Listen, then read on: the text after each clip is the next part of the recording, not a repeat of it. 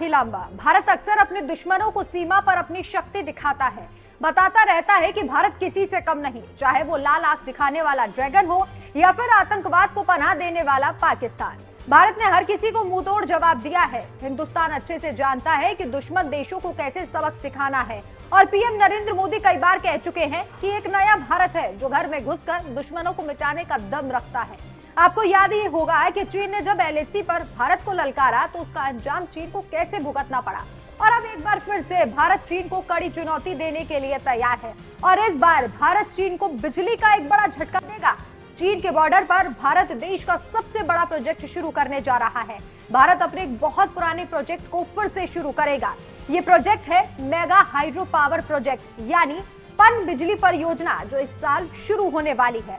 ये देश का सबसे बड़ा प्रोजेक्ट है जिसे चीन के बॉर्डर पर बनाया जा रहा है। हालांकि कई साल तक असहमति के चलते ये प्रोजेक्ट लटका रहा, लेकिन आखिरकार ये प्रोजेक्ट अब शुरू होने वाला है। ये प्रोजेक्ट पानी से बिजली बनाने का सबसे बड़ा प्रोजेक्ट है। आपको सबसे पहले बताते हैं इस प्रोजेक्ट के बारे में कुछ जानकारियां। ड्रैगन को सीमा पर सबसे बड़ी चुनौती। 2880 मेगावाट का ये प्रोजेक्ट अरुणाचल प्रदेश के दिबांग जिले में दिबांग नदी पर बनाया जाएगा। ये परियोजना भारत को पानी से बड़ी मात्रा में बिजली का उत्पादन करने में मदद करेगी, जो स्वच्छ ऊर्जा स्रोतों पर स्विच करने की उनकी योजना का एक महत्वपूर्ण हिस्सा है। जुलाई में सरकारी स्वामित्व वाली जल विद्युत कंपनी एनएचपीसी लिमिटेड असम और अरुणाचल प्रदेश के पूर्वोत्तर राज्यों में सुबनसिरी लोअर परियोजना का टेस्ट शुरू करेगी। वित्त निदेशक राजेंद्र प्रसाद गोयल के अनुसार पहली इकाई के दिसंबर में चालू होने की उम्मीद है। उन्होंने जानकारी देते हुए कहा, जल विद्युत भारत के लिए बेहद जरूरी है क्योंकि ये सौर और पवन ऊर्जा में उतार चढ़ाव होने पर बिजली ग्रिड को संतुलित करने में मदद कर सकता है। गीगावाट बिजली पैदा करने वाली इस योजना की शुरुआत साल 2023 में हुई थी, लेकिन इसमें देरी हुई। इसकी वजह थी लोगों का चिंतित होना कि इस परियोजना से पर्यावरण को नुकसान हो सकता है, इसलिए इसका विरोध के लिए कोर्ट का भी रुख किया गया। लेकिन आखिरकार इस प्रोजेक्ट को लेकर जीत सरकार की हुई। देरी के चलते बढ़ी परियोजना की लागत।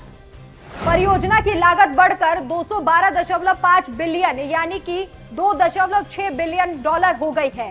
ये इसके मूल अनुमान से 3 गुना अधिक है। नेशनल ग्रीन ट्रिब्यूनल ने 8 साल के निलंबन के बाद 2019 में काम फिर से शुरू करने की अनुमति दी थी। असहमति के कारण परियोजना पर काम 8 साल तक लटका रहा।